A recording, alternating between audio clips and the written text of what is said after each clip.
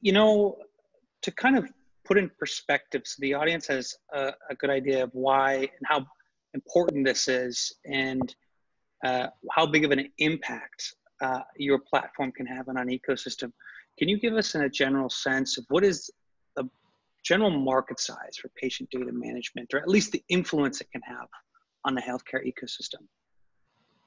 So for me, the comparator that I look at is mobile telcos.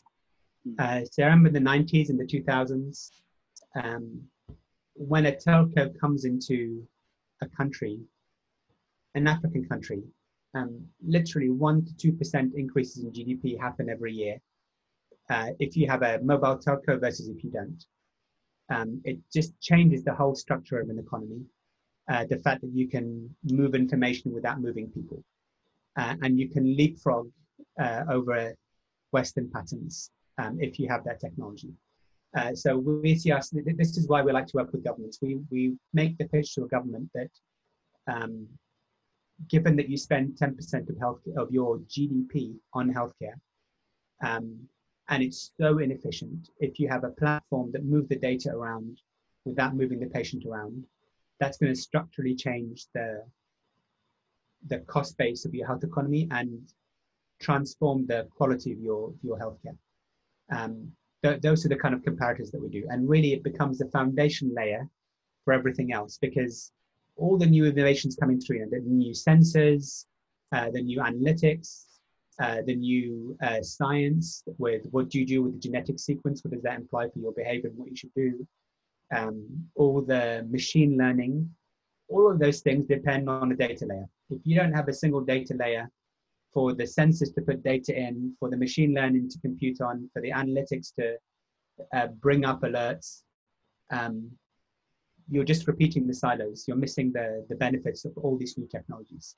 But if you do have them, the synergy is extraordinary. It's a golden age that we're encountering in healthcare now because of digital in healthcare. Really interesting.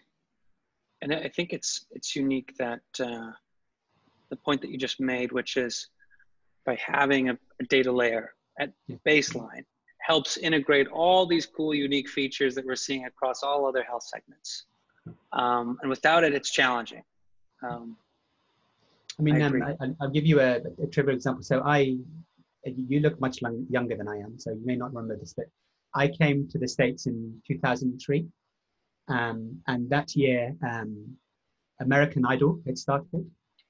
And there was this British guy who'd come over, Simon from the UK. And the thing that struck me wasn't that the poor Americans now had American Idol inflicted on them. What really struck me was that year, the big pitch in American Idol was you could text them your vote no matter which cell phone provider you were using. It was the first year that Singular, that was the first name for AT&T, and Verizon Wireless and and T-Mobile and so on, could text each other. Before then, AT&T could only text AT&T, Verizon could only text Verizon, and so on. Can you imagine the iPhone coming in that environment? Can you imagine TikTok and all the new innovations that we have coming in? No, because there are all these silos. The minute you connect them to one network and they're able to interoperate, all the cool stuff starts happening. Healthcare is not even 2003. We're talking 1995, 1990 levels of interoperability. And that's just making everything, it's not just expensive, it's dangerous. And that's what we're trying to do with that single data layer. All the good stuff happens after that.